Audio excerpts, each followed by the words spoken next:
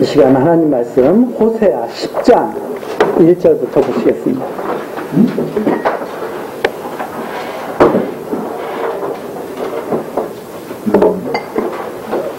호세아 10장 1절입니다. 이스라엘은 열매 맺는 무성한 포도나무라. 그 열매가 많을수록 제단을 많게 하며 그 땅이 아름다울수록 주상을 아름답게 하도다. 저희가 두 마음을 품었으니 이제 죄를 받을 것이라. 하나님이 제단을 쳐서 깨치시며 그 주상을 허르시리라. 저희가 이제 이르기를 우리가 여호와를 두려워 아니하므로 우리에게 왕 여건이와 왕이 우리를 위하여 무엇을 하리요 하리로다. 3절까지 내용입니다. 두 마음을 품고 여호와를 두려워하지 않는 이스라엘을 하나님이 반드시 치신다고 하는 그런 내용입니다. 1절에 보니까 이스라엘은 정말 많은 은혜를 받았습니다. 이스라엘은 그야말로 하나님께서 참 지금까지도 많이 이렇게 보살피시면서 아름답게 하셨죠. 그런데 그들은 아름다워질수록 하나님께서 풍요롭게 하실수록 하나님께서 풍요롭게 할수록 그들은 마음이 두 마음을 갖게 됩니다.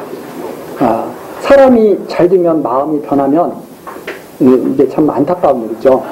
어릴 때 우리 뭐 그런 것도 있지 않습니까?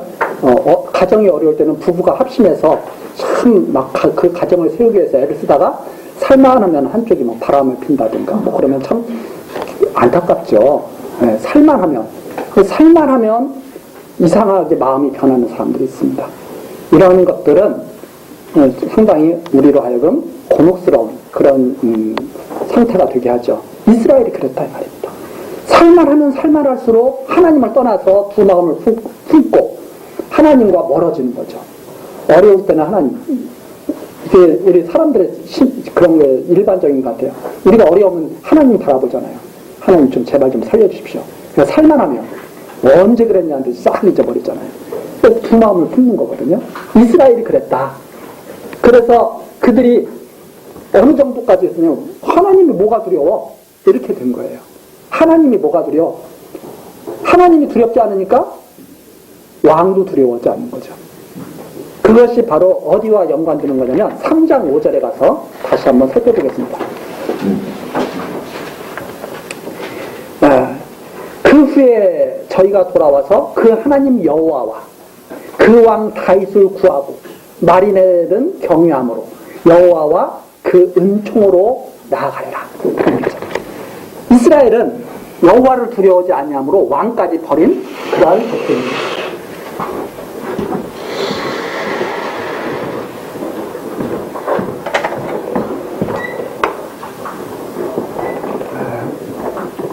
우리가 이제 오늘 이제 성경 전체에 대해서 또 한번 이제 살펴볼 텐데 하나님께서 맨 처음에 아담을 지으셨죠. 그리고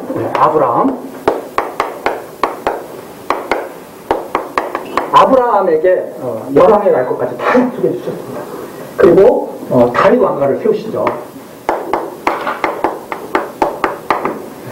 이것은 이제 이 아담을 지으신 것은 바로 둘째 아담이라고 그러죠. 둘째 아담.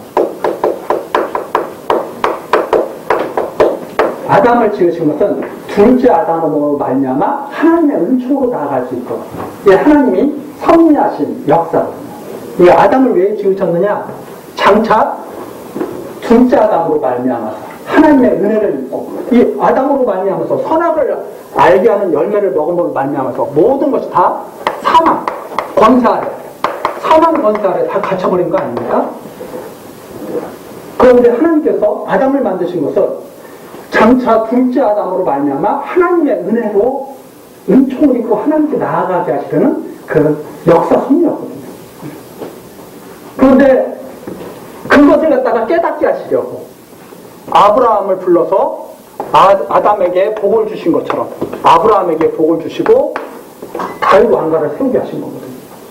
다윗 왕가를 세웠는데 이게 지금 하나님께 나아가게 하시기 위한 섭리거든요. 택한 백성들이 하나님을 깨닫고 나아가게 하시고 하나님이 여호와와 그 은총, 여호와의 은총, 그래서 예배소서에 하나님께서 신령한 복 주신 것은 은혜의 영광을 찬송케 하려 합니다. 그렇게 증거하고 있는 거 아닙니까? 그런데 여호와를, 우리가 무슨 여호와를 두려워해? 여호와를 두려워하지 않으니까 무슨 다윗 왕가가 필요해? 이 다윗 왕가는 아브라함과 다윗의 자손으로 오실 그리스도를 의미하고, 우리가 무슨 그리스도가 필요해? 이런 거와 똑같은 거죠. 그렇게 해서 솔로몬 때, 르호보암 때 딱 우리는 왕 필요 없어 해가지고 이게 이스라엘로 딱 나와요. 유다만 나와. 두 마음이 품었다. 잘 되면 잘 될수록, 얼마나 잘 됐어요. 잘 되면 잘 될수록, 야, 하나님의 언약의 말씀대로 이루시는 여호와가 맞구나, 이렇게 하고 하나님께 나아가는 것이 아니라, 잘 되면 잘 될수록, 야, 여호와 두려워 필요 없어, 우리끼리 잘 살고 있잖아. 이제 호세아 때 이제 망할 일이 다 됐는데 그렇게 돼버린다는 거죠. 이렇게 해도 지켜주셨는데, 하나님을 떠나고 다윗 왕가를 떠나면서 지켜주셨는데 갈수록 더 기분만장해졌다. 그래서 하나님께서 이대로 더 이상은 둘 수가 없겠다, 이렇게 지금 말씀하시는 거죠. 그래서 왕이 무슨 일을 한단 말이야? 그들의 말대로 북쪽 이스라엘 왕은 아무 일도 못하고 아수르에게 완전히 다 폭망하게 되는 거죠. 이런 역사를 지금 하나님께서 말씀하시면서 책망하는 겁니다. 잘 되면 잘 될수록 나를 떠나서 여호와를 두려워하지 않고 왕도 두려워하지 않고 자기들 멋대로 살 수 있다고 생각하는 그러한 이스라엘을 책망하시면서 4절, 저희가 헛된 말을 내며 거짓 맹세를 바라며 언약을 세우니, 거짓으로 언약을 세우는 거죠. 그 재판이 바디랑에 돋는 독한 인진 같더라. 독초. 보면은 가끔 가다가 이 독초가 나잖아요. 독초. 그걸 잘못 먹으면 죽는 거죠. 그래서 그들이 마치 독초처럼 자라는 하나님의 백성들. 하나님, 다 아브라함의 자손들 아닙니까? 유다도 아브라함의 자손이고. 다 아브라함과 다윗의 다 통치를 받아야 되는 그런 족속 아닙니까?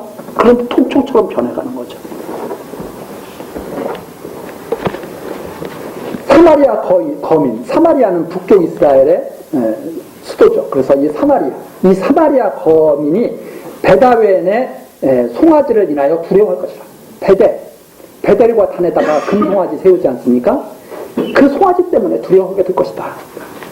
그 백성이 슬퍼하며 그것을 기뻐하던 제사장들도 슬퍼하리니 이는 그 영광이 떠나가며 그 송아지는 아수르로 옮겨다가 예물로 야렙 왕에게 드리리니 에브라임은 수치를 받을 것이요 이스라엘은 자기들의 계의를 부끄러워할 것이며 사마리아 왕은 물 위에 거품같이 멸망할 것이며 이스라엘의 죄된 베다웬이죠. 아웬의 산당은 폐기되어 가시와 찔레가 그 단위에 날 것이니 저희가 그때 산더러 우리를 가리우려 할 것이요 작은 산더러 우리 위에 무너지리라 하리라. 북쪽 이스라엘이 아수르에 의해서 완전히 망한 것이다. 임박했다 이제는. 그래서 얼마나 자기들의 그 계획, 야 우리끼리 잘해보자 했다. 왜 우리가 다윗 왕가를 섬기냐, 우리끼리 잘해보자 라고 말했던 그들의 계략이, 그들의 생각이 얼마나 그게 부끄러운 일이었던가를 완전히 깨닫게 될 것이다. 완전 수치당할 것이다. 그러면서 무슨 말이냐면 하나님을 두려워하지 않고 왕을 두려워하지 않았던 그들이 얼마나 부끄러운 일을 당한 것인지, 그리고 자기들의 계획대로 됐다고 좋아했던 것이 얼마나 그게 수치스러운 것으로 돌아오게 될 것인지 알게 될 것이다. 그렇지 하는 말입니다.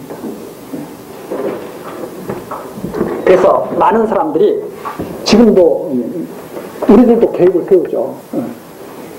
다 계획 세우죠. 1년 연초에 되면 다 계획 세우죠. 근데 그 계획이 우리가 세운다고 해서 이루어지는 게 아니죠.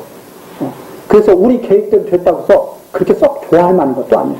우리 계획대로 안 됐다고 해서 그것이 꼭 슬퍼할 만한 것도 아니에요. 하나님의 계획대로 세운 거니까. 그런데 우리들은 우리 계획대로 되면 비고만장하고 아니면은 괴로워하고 슬퍼하고 그러는 거죠.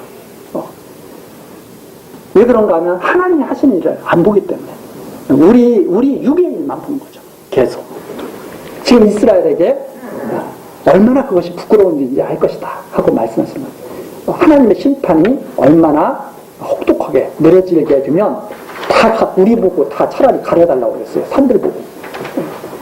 9절입니다. 9절서부터 이제 10절까지가 여호와의 원하시는 때에 이스라엘의 두 가지 죄를 인해서 칠 것이다. 그 두 가지 죄는 여호와를 두려워하지 않았고, 이렇게 섭리하시는 여호와를 두려워하지 않고 여호와께서 세우신 다윗 왕가를 두려워하지 않았다. 그 두 가지 죄를 말하는 거죠. 19절 이스라엘아 내가 기브아의 시대로부터 범죄하였거늘. 기브아 시대 바로 사사 시대입니다. 가나안 땅에 하나님께서 들어가게 하자 시작된 거죠. 가나안 땅을 하나님께서 주시자 바로 시작된 그 죄악입니다. 범죄하였거늘 무리가 기브아에 서서 흉악한 족속을 치는 전쟁을 거기서 면하였도다. 내가 원하는 때 저희를 징계하리니 저희가 두 가지 죄에 걸릴 때 만민이 모여서 저희를 치리라. 원래 이 사사시대, 이 기브아가 바로 그거잖아요. 레이 사람 아내가 친정으로 돌아갔는데, 아내를 찾아오다가 기브아에 가서 못된 짓을 당해가지고 아내가 죽으니까 그 죽은 시체를 토막내가지고 이스라엘 지역에다 다 보내니까 이스라엘 사람들이 야 하나님 성기는 우리 안에 어떻게 이렇게 심각한 죄악이 있을 수 있느냐 해가지고 기브아 사람들에게 그 나쁜 짓 한 사람들 내놔. 그랬더니 기브아 사람들, 이 기브아는 또 베냐민 지파거든요. 베냐민 지파가 그랬잖아요. 왜 우리 지파를 손대? 절대 못 내놔. 해가지고 딱 그러니까 이스라엘 나머지 지파가 베냐민 지파를 친.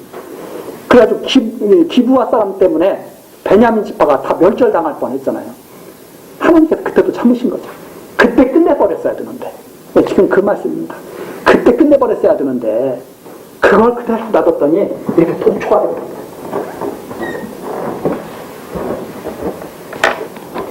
그런데 왜 그렇게 됐느냐? 10절 내가 원하는 때에 하실라. 10절에 나온대요.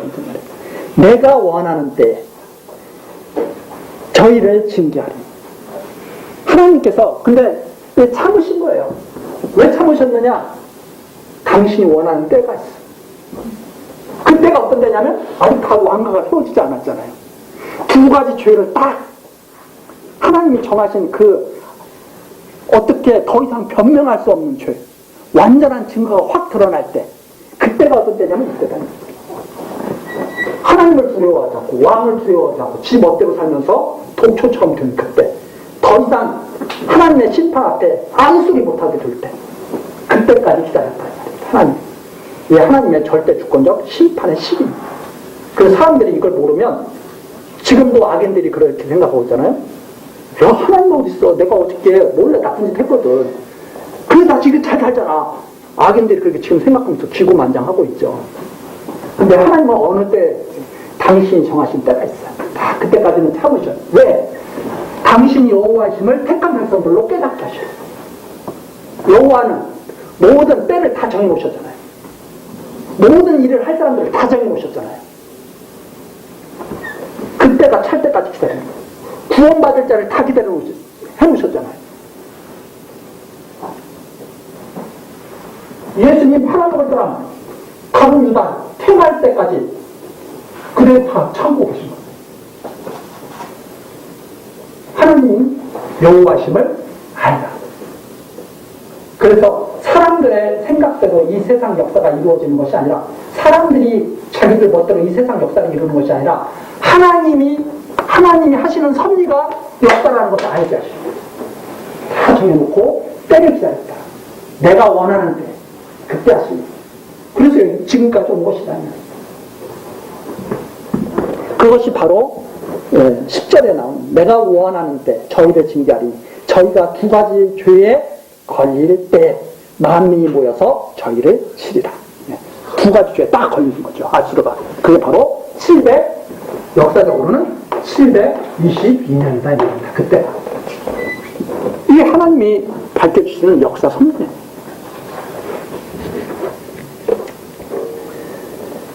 11절 에브라임은 마치 길들인 암소 같아서 곡식 밟기를 좋아하나 내가 그 아름다운 목에 멍에를 메우고 그의 위에 사람을 태우리니 유다가 밭을 갈고 야곱이 흙덩이를 깨트리리라. 그래서 너희가 자기를 위하여 의를 심고 궁유를 거두라. 지금이 곧 여호와를 찾을 때니 너희 묵은 땅을 기경하라. 마침내 여호와께서 임하사 의를 비처럼 너희에게 내리시리라. 너희는 악을 밭가라 죄를 거두고 거짓 열매를 먹었나니 이는 내가 내 길과 내 용사의 많음을 의뢰하였음이니이다. 그러므로 너희 백성 중에 요란함이 일어나며 내 산성들이 다 회파되되 살만, 아수르 왕이거든요. 살만이 전쟁의 날에 베다인을 회파한 것 같이 될 것이라. 그때 어미와 자식이 함께 부서졌도다. 너희의 큰 악을 인하여 베델이 이같이 너희에게 행하리니 이스라엘 왕이 새벽에 멸절하리로다. 이 내용이 바로 여호와 찾기를 하나님께서는 원했으나 이스라엘은 죄악만 거뒀다. 하나님께서는 이렇게 섭리하시는 것이 뭐냐면 여호와를 찾기를 원하신 하나님의 심정이에요. 하나님은 계속 여호와를 찾으라는 말씀하신 거예요. 그런데 이스라엘은 하나님은 좀 쉽게 말을 해서 좋은 포도원을 만들려고 했는데 그 포도원을 맡았던 이스라엘은 좋은 포도원을 만들기는커녕 엉망으로 다 뒤집어 놓은 거죠. 그래서 하나님께서 하시는 말씀이 여기에 나오는 겁니다. 의를 심고 궁유를 거둬야 될 거 아니냐. 의를 심고 궁유를 거둬야 될 거 아니냐. 여호와를 찾아야 될 때가 아니냐. 죄악이 가득할수록 하나님의 은총을 바라야죠. 그렇잖아요? 우리가 은혜 받을 만한 때라는 것을 우리는 그냥 쉽게 그냥 이해할 수 있는데 은혜 받을 만한 때라는 것이 어떤 때인지를 우리는 잘 알아야죠. 어떤 때 은혜를 받아야 되는 거예요? 얻어맞을 수밖에 없을 때 은혜도 구해야 되는 거죠. 그러니까 왜 사람들이 왜 여호와께 은혜를 구하지 않느냐? 살만하다고 생각하니까.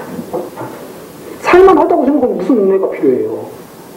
근데 나 정말 죽겠다. 나 이대로 가다가 나 정말 나 못 살겠다. 뭐 은혜를 구할 때 아닙니까 그때가? 근데 이스라엘 백성들은 이게 무슨 때인지도 몰라. 정말 어려울 때는 하나님의 은총을 구하겠죠. 그래서 지금은 은혜 받을 만한 때다. 이것은 그 이면에는 하나님 없으면 죽겠다고 하는 그 심정이 있어야 되는 거죠. 그 이스라엘 백성이 그러지 못한 거죠. 여호와께 은총을 구하면 하나님께서는 택한 백성에게 정말 하나님의 은총을 베푸실 텐데 의를 비처럼 내려주실 텐데 그들은 엉뚱한 짓만 하는 거죠. 밭을 갖다가 여호와를 아는 그 밭을 갈아야 되는데 여호와를 멀리 떠나는 밭을 갈아버린 거죠. 엉뚱한 것만 자라나도. 그래서 지금 하시는 말씀이에요. 악을 밭갈아서 죄를 거두고 거짓 열매만 거두었다 너희들이. 그걸 갖다가 많은 사람들이 다 의뢰하고 쫓았다 이 말입니다. 하나님을 의지하기는 하나님의 은총을 구하기는커녕 다 자기들의 계획대로. 그래서 대적에게도 하나님께서 지켜주셔야 우리가 대적으로부터 안전하다는 것을 믿지 않고 산성을 다 높게 세우고 다 그랬죠. 그래서 제가 가끔가다 저도 마찬가지 저도 그런 생각을 하는데 우리 보면은 노후에 건강하게 살기 위해서 운동도 막 하고 또 노후 자금도 막 모으고 그러지 않습니까? 그거 하지 말라는 말씀이 아니라 그렇게 하는 그 마음의 중심이 중요해요. 아, 하나님이 하게 하시니까 내가 한다. 이런 마음이 아니라 이것만 있으면 하나님이 없어도 괜찮아. 이런 마음과는 완전히 다른 거죠. 내가 열심히 운동하면 나 끝까지 나 건강할 거야. 하나님이 지금 운동하게 하시니까 내가 운동 열심히 해야지. 이런 마음을 갖는 게 아니라 나는 운동해서 하나님이 뭐 건강을 주신다고 내가 챙겨야지. 뭐 하나님께서 우리 노후를 책임져 주신다고 내가 책임져야지. 이게 잘못됐다는 말이에요. 그거 준비하는 것 자체가 잘못된 게 아니라. 왜? 하나님이 열심히 몸자금을 걷어서 열심히 걷어들이게 하시잖아요. 그러면 그게 하나님의 은혜인 줄 알고 감사하면서 그것을 갖다가 잘 걷어들이고 지혜롭게 쓰고, 그게 바로 요셉 아니었습니까? 풍년 때 쫙 걷어들여가지고 딱 써가지고 많은 사람을 살리고. 그런데 그게 하나님께로부터 왔다는 것을 믿지를 않고 자기 힘으로 그 뜰을 내가지고 내가 아수르를 의지하면 잘 살게 될 거야. 그러다가 아수르한테 잡아먹힌 거야. 내가 바벨론을 의지하면 잘 살 거야. 바벨론한테 잡아먹히고.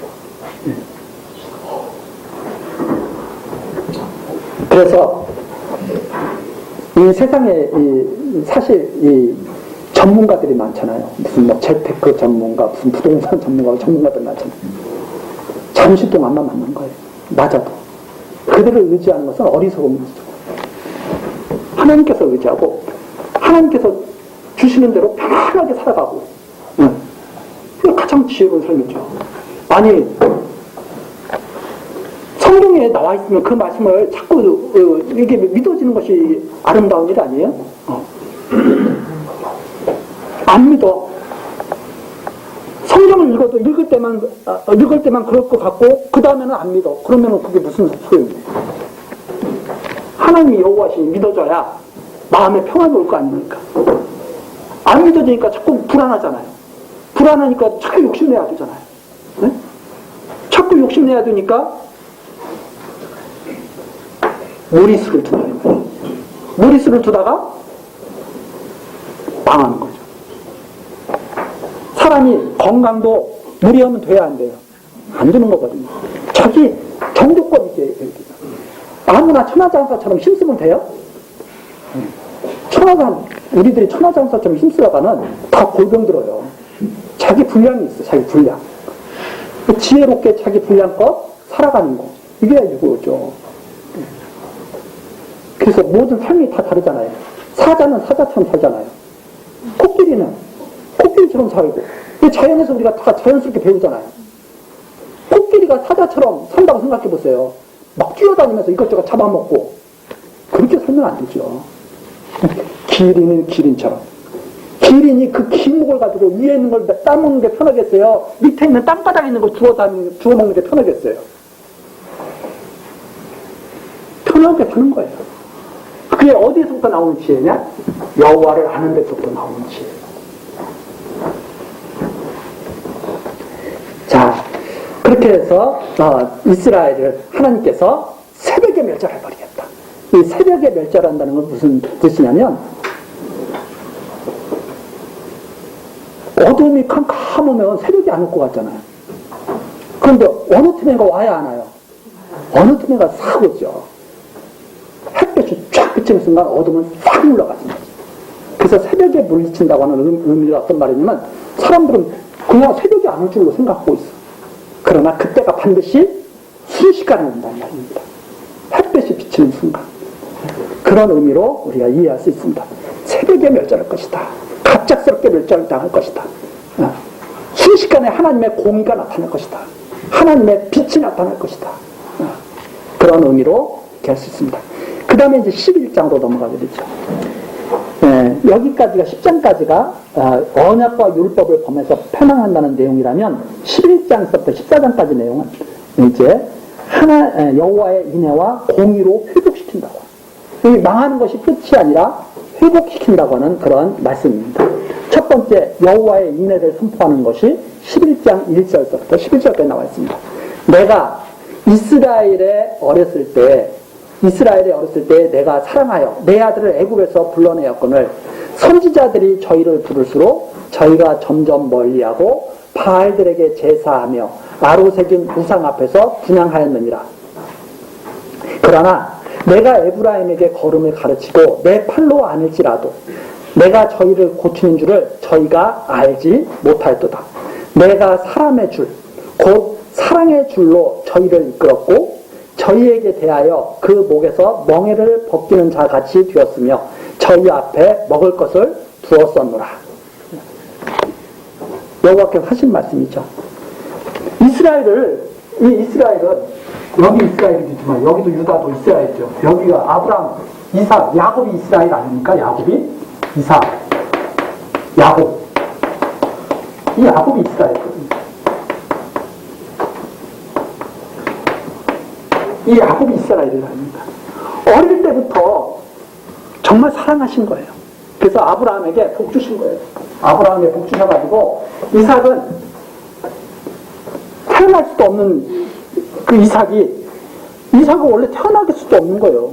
사람의 능력으로는 도저히 태어날 수 없는 인물이 이삭이에요. 그렇죠? 왜냐면 아브라함이 나이가 100살이 넘고 사라는 아브라함의 아내 사라는 여자로서 이제 아기를 낳을 수 없는 상황이 돼버렸어요. 경수가 다 끊어져가지고 아기를 낳을 수가 없어. 낳을 수 없는데 태어난 사람이 누구냐면 이삭.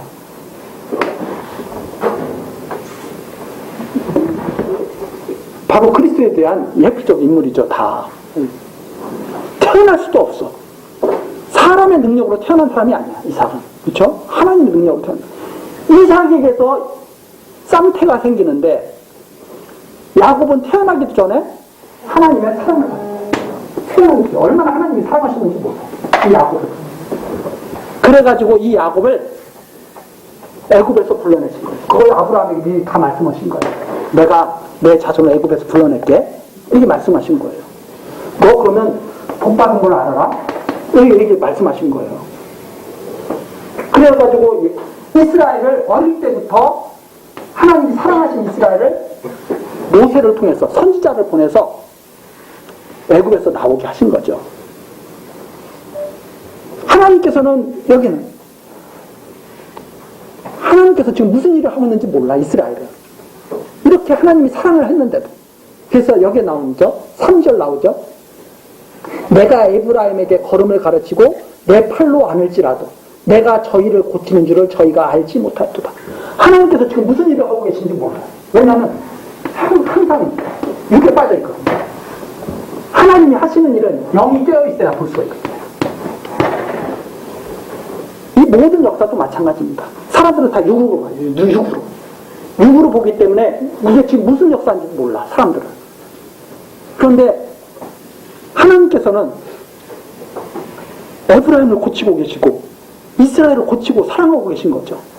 그걸 갖다가 계속 보여주시는데 이들은 그걸 모르기 때문에 하나님의 사랑을 알지 못하고 자꾸 다른 데 사랑을 찾아가는 거예요. 그러니까 왜 그런 거 있지 않습니까? 사랑을 알지 못하면 다른 사랑을 찾게 되죠. 하나님이 이스라엘을 얼마나 사랑하는지를 모르니까 이스라엘은 다른 사랑을 찾아다녀요. 그래서 아수르를 찾아가고 애굽을 찾아가고 바벨론을 찾아가고 그러죠. 그럼 지금 이거 무슨 일을 하고 계시냐? 이게 우리가 전에 했죠.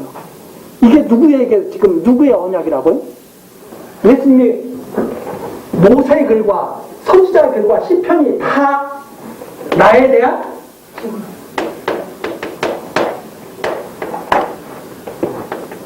증거하고 있는 것이다. 다 나에 대해서 증거하고 있는 것이다.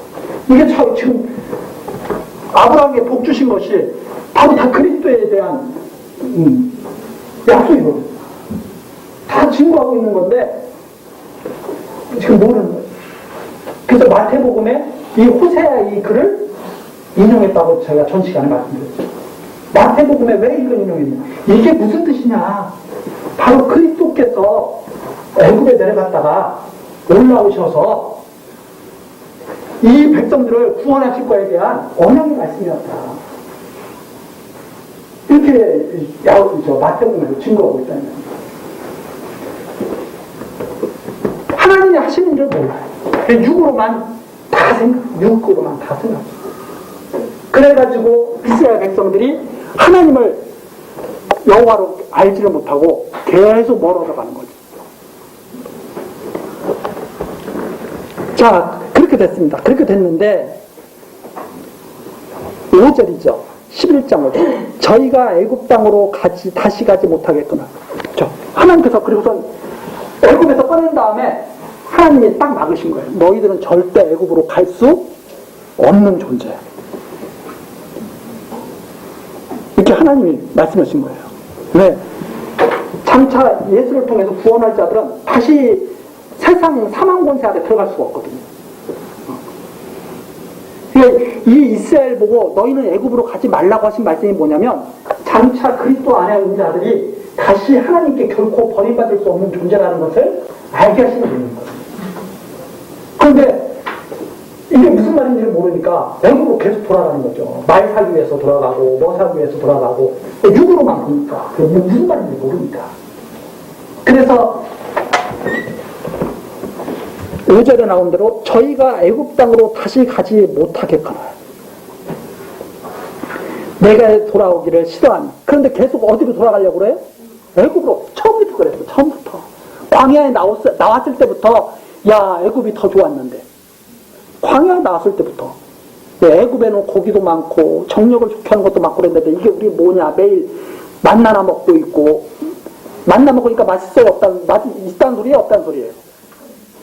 애굽의 음식보다 맛이 없었다는 소리예요. 지금식으로 말하면 하나님 말씀 듣는 게 세상에 나가서 여러 가지 음식 먹으면서 노는 것보다 훨씬 재미없다는 소리예요.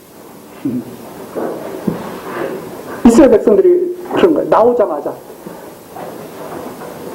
만나가 맛이 없다고 이게 뭐냐고 매일 응? 고기 좀 먹었으면 좋겠다고. 그러니까 하나님이 많이 많이 먹으라고 고기를 막 그냥 내주시잖아요. 그랬더니 그걸 또 막 개걸스럽게 또 다 하니까 하나님이 진노하셔가지고 치시고 이게 그 이스라엘 백성이었다는 말입니다. 그러더니 내게 돌아오기를 싫어하니 아수르 사람이 그 임금이죠. 그러면 애굽으로는 못 돌아가게 했으니까 내가 아수르에게 애굽으로 못 돌아가게 하나님이 하셨으니까 애굽이 와서 다스리면 돼야 안 돼요? 안 된다 이 말입니다. 그러니까 이번에는 그러면 너희 그럼 아수르를 내가 아수르에게 보낼게. 그렇죠? 왜 아수르와 바벨론이 북쪽 이스라엘과 남쪽 이스라엘을 치신 줄 알겠죠 이제? 애굽으로 돌아가지 못한다는 것을 확실하게 깨닫게 하시는 선민이에요. 절대 애굽으로 못 돌아가게. 하나님이 왜 뺑뺑 돌아서 저 광야로 왜 광야 가까운 길로 인도하시지 않고 왜 홍해바다 쪽으로 해서 인도해 오셨다고 그래요? 애굽으로 돌아갈까봐 하나님이 막으시기 위해서. 나오잖아요 거기. 어디에? 저 출애굽기.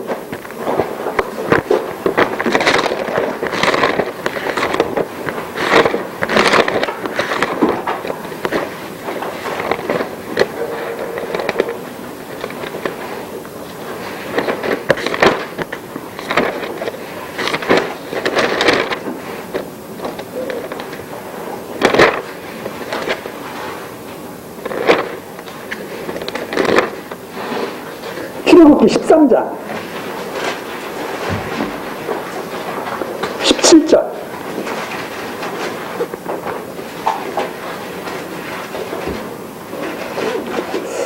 바로가 백성을 보낸 후에 블레셋 사람의 땅의 길은 가까울지라도 하나님이 그들을 그 길로 인도하지 아니하셨으니 가까운 길로 인도하지 않고 뺑뺑 먼 길로 돌아 인도하셔. 이는 하나님이 말씀하시기를 이 백성이 전쟁을 보면 뉘우쳐 애굽으로 돌아갈까 하셨습니다. 그러므로 하나님이 홍해의 광야길로 돌려 백성을 인도하심에 이스라엘 자손의 애굽 땅에서 항우를 지어 나올 때 이랬죠. 그러니까 왜 하나님이 원하시는 뜻은 뭐예요? 이 애굽으로 돌아가는 거예요? 돌아가지 못하게 하시는 거예요? 자, 그럼 하나님이 이기겠어요? 이스라엘 백성이 이기겠어요? 그러니까 애굽으로 갈 거 포기해야 돼요? 아니면 끝까지 고집 피우는 게 지혜로워요? 이게 우리가 말은 이렇게 잘해. 근데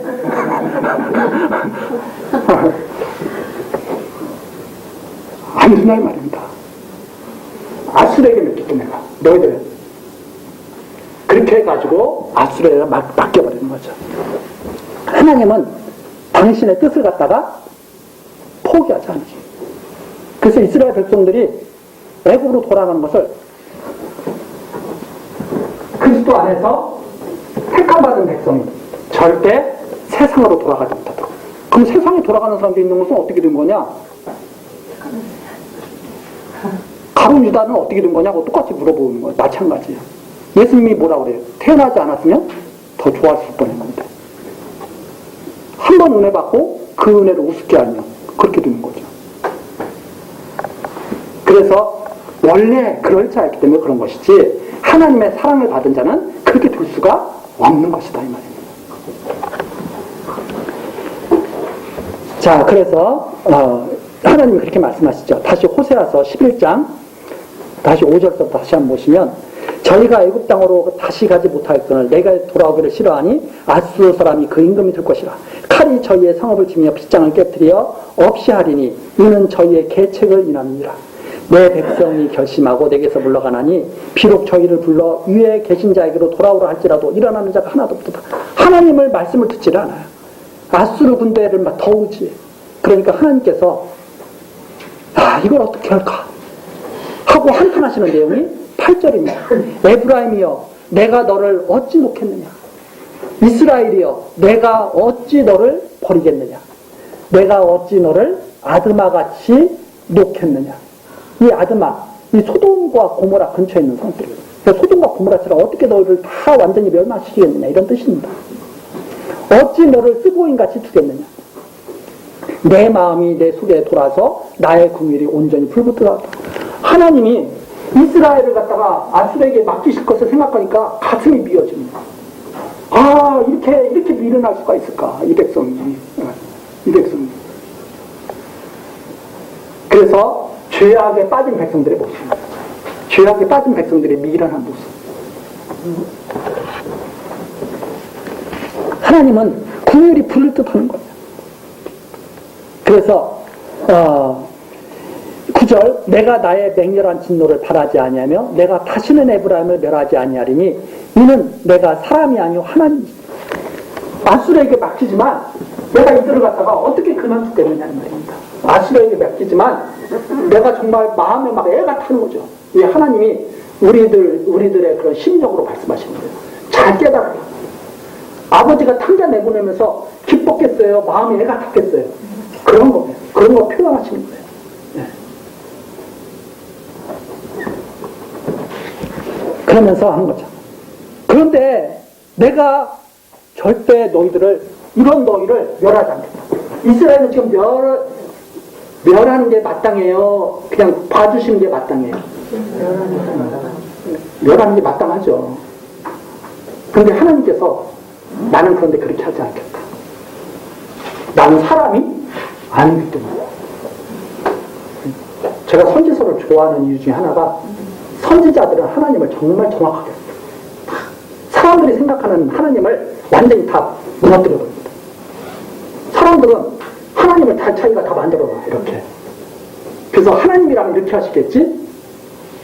천만의 말씀입니다. 하나님이기 때문에 그렇게 안 하셔요. 그래서 사람들은 그래. 저놈은 지옥 갈 거야. 그건 자기 생각이고 하나님은 그렇게 안 하실 수가 있어요. 왜냐하면 사람이 아니지. 그게 바로 여기에 나오는 말씀이죠. 이는 내가 사람이 아니오 하나님이라. 나는 내 가운데 거하는 거룩한 자니 진노함으로 내게 임하지 아니라. 원래는 다 벌써 기브아에서부터 끝장냈어야 돼요. 아니면 광야에서 끝장을 내셨던가.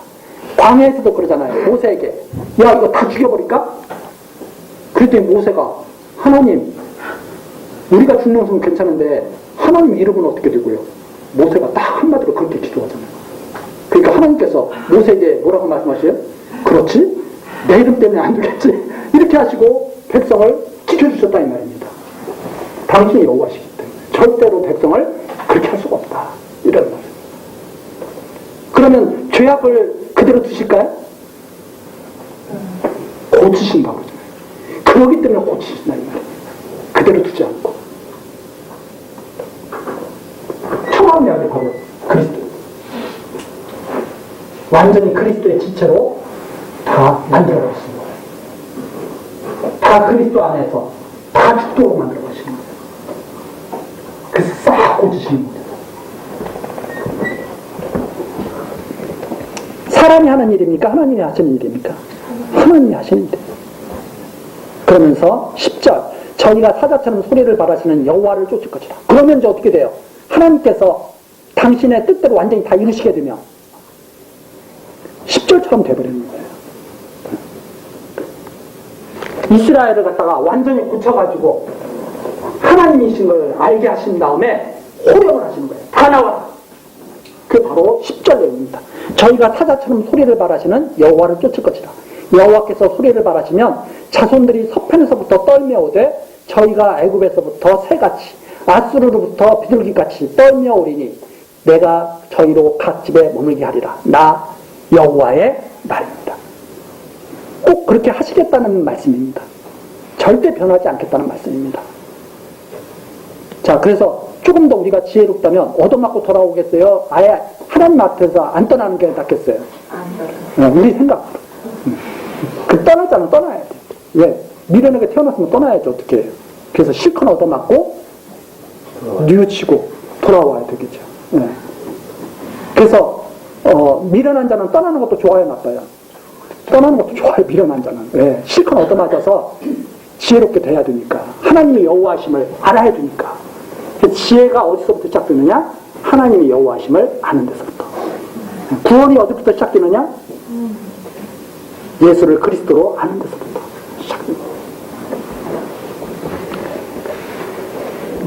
12절입니다. 자, 그 다음에 이제 조금 이제 여기 여호와의 인의 선포. 그게 바로 여호와의 인의 선포. 11절까지가 내가 절대로 버리지 않겠다. 끝까지 사랑하겠다. 그래서 호세아 선지자 보고 아내를 데리고 오라고 하는 이유가 바로 그거였죠. 너 절대 아내 버리지 마. 호세아가 돌아버리겠어요? 안 돌아버리겠어요? 몇 번 버려도 몇 번 벌써 버리고선 인연 끊고 살아야 되는데 하나님이 호세아 보고 뭐라고 그래요? 데리고 와. 선지자 하는 게 힘들겠어요? 괴롭겠어요? 아니면 즐겁겠어요? 선지자들이 다 괴로워요. 하나님 도대체 왜 이해 안 되는 일을 계속 시키냐고. 그랬더니 하나님이 이해 안 되는 나를 좀 이해시키려고 이렇게 말씀하시는 거죠. 호세아가 아내 데리고 돌아온 거예요. 그래서 잘한 거예요? 못한 거예요? 진짜 잘한 거죠. 그래서 하나님 우리가 알게 됐으니까. 자, 그 다음에 12절부터입니다. 에브라임은 거짓으로 이스라엘 족속은 괴유로 나를 에워쌌고 유다는 하나님 곧 신실하시고 거룩하신 자에게 대하여 정함이 없도다. 이스라엘이나 유다나 하나님 앞에 다 패역했다는 겁니까? 경건하다는 겁니까? 완전히 다 패역한 족속이에요. 도대체 깨끗함이 없어. 정함도 없고, 네? 하나님 앞에 막 향하는 마음도 없고 괴율로 하나님을 다 팔아먹고 다. 그래서 지금도 가끔가다 뉴스에 나오면 그러잖아요. 자기가 막 교회에서 막 나쁜 짓 해놓은 목회자가 내가 하나님의 종인데 나를 함부로 막 치료한다고 난리를 치고 부끄러워서 숨어도 모자랄 판에. 그런데도 하나님께서는 끝없이 이스라엘과 유다를 갖다가 지켜오시고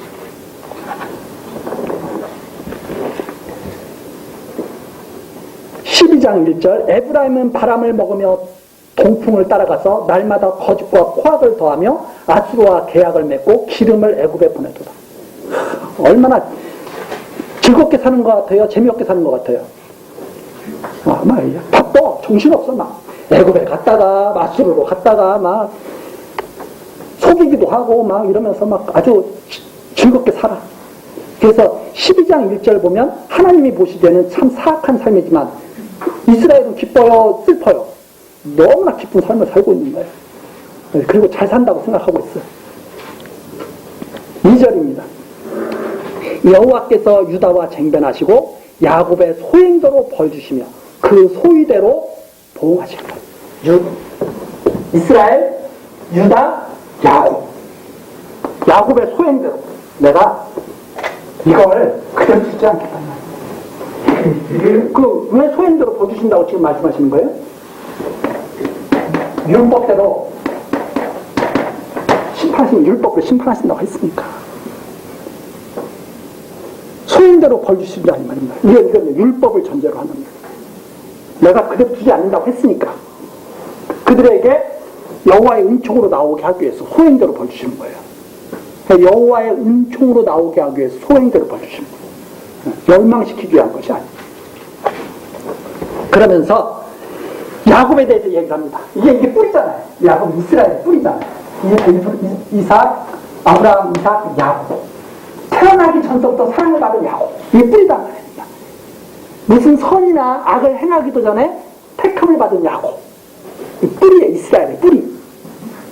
야곱의 소행에 대해서 말을 합니다. 자, 그러면 창세기를 우리가 이제 배웠어야 이게 잘 이해를 할 수 있어요. 이 창세기를 잘못 이해하면 이게 이제 많은 오해를 불러주는 거죠. 야곱은 태에서부터 그 형 발뒤꿈치를 잡았고, 이게 무슨 말이에요? 야곱. 발뒤꿈치를 잡아도 둘째로 태어나요? 첫째로 태어나요? 잘 생각해보세요. 왜 발뒤꿈치를 잡았겠어요? 지가 먼저 좀 태어나서 좀 장자권을 지가 좀 찾아오려고 뱃속에서부터 싸우는 거예요. 야곱이 얼마나 건지 몰라. 보면 얼마나 끈질긴지 몰라. 집념에서 나요. 야곱은. 가만히 생각해보세요. 야곱의 삶을 우리는 창세기에서 야곱을 갖다가 자꾸 이렇게 이렇게 하면서 사람들은 이제 하나님과 씨름해서 이게 천사와 씨름해서 이겼다 해가지고 어떤 교사들은 여러분 야곱처럼 끈질기게 하나님 붙잡고 늘어지고 기도하면 하나님께 축복받습니다. 이렇게 말하는 교사들 많이 있는데 호세아서를 안 읽어봐서 그래요. 하나님께서 이 싸가지 없는 거, 네가 처음부터 그랬잖아. 지금 그 말씀하시는 거거든요. 야곱이 살아온 것이 잘 살았다는 소리를 지금 하고 계신 게 아니라 너 태어나기 전부터 싸가지 없었어. 지금 이 말을 하시는 거거든요. 태어나기 전부터 발뒤꿈치를 잡고 다 태어나는 거예요. 어떻게든 지가 어떻게 한번 해보려고. 그게 바로 이 내용입니다. 야곱은 태에서부터 그 형 뒤에 발뒤꿈치를 잡았고 또 작년에 하나님과 힘을 켜보세요. 야곱의 삶을 우리가 하는 거예요. 자, 그렇게 이제 태어났어요. 자기가 그 발뒤꿈치 잡고 어떻게 해보려고 했는데 안 됐어. 근데 태어났어. 딱 태어나니까 에서가 형이야. 근데 아버지 이삭은 에서를 갖다가 장자니까 더 사랑하고 너가 내 가문을 이어야 된다. 이삭은 또 그러네요. 근데 이 리브가는 또 생각이 달라. 리브가는 아니야. 야곱이 그래도 더 사랑스럽지. 이제 지금 이제 육으로만 보면 그래요. 육으로만 보면 지금 영예를 우리가 안 보고 육으로만 본다 그러면 그러면 에서는 사나이야.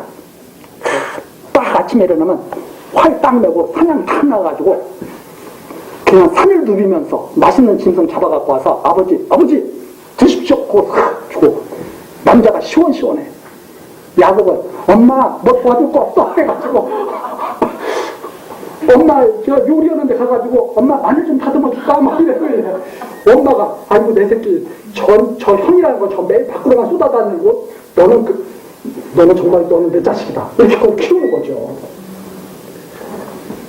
근데 어느 날 이삭이 하는 얘기를 듣는 거죠. 리브가가 딱 줍니다. 에서야 너 가서 맛있는 거 해갖고 와. 그러면 내가 맛있게 먹고 힘을 내서 내가 너에게 축복해주마. 그때 리브가가 그걸 듣고 야곱한테 가지고 야곱아 너 큰일 났다. 야, 네 아버지가 네 형에게 저 축복해준대. 너 어떡할래? 그러니까 어떻게 해요? 너 할 수 없지 뭐. 내가 둘째인데 어떻게 해요? 야곱이 그러니까 엄마가 등짝을 탁 때리면 야 임마 그렇게 임마 그렇게 사람이 그렇게 끈기가 없으면 돼? 나 욕심도 없어. 내가 하라는 거야. 너 애서처럼 변장이다. 마침 네 아버지가 눈이 좀 어두워서 못 보이지 않느냐. 그랬더니 야곱이 또 겁은 또 많아. 야곱이 또 쫄면서 그러는 거죠. 엄마 그러다가 아버지한테 들키면 나 얻어맞아 죽는데? 그랬더니 내가 책임질게. 집안이 어때요? 육을 먹어요? 이런 콩깍 집안이 없어. 그래가지고 아버지를 속여가지고 아버지가 딱 물어본 거예요. 야, 이상하다. 이거 에서 같지가 않은데? 그랬더니 야곱이 뭐라고 해요? 에서 맞아요. 그래? 에서는 털이 많은데? 어디가 만져보자 했더니 털 붙여가지고 여기 털 많잖아요. 그래가지고 아버지를 속여가지고 다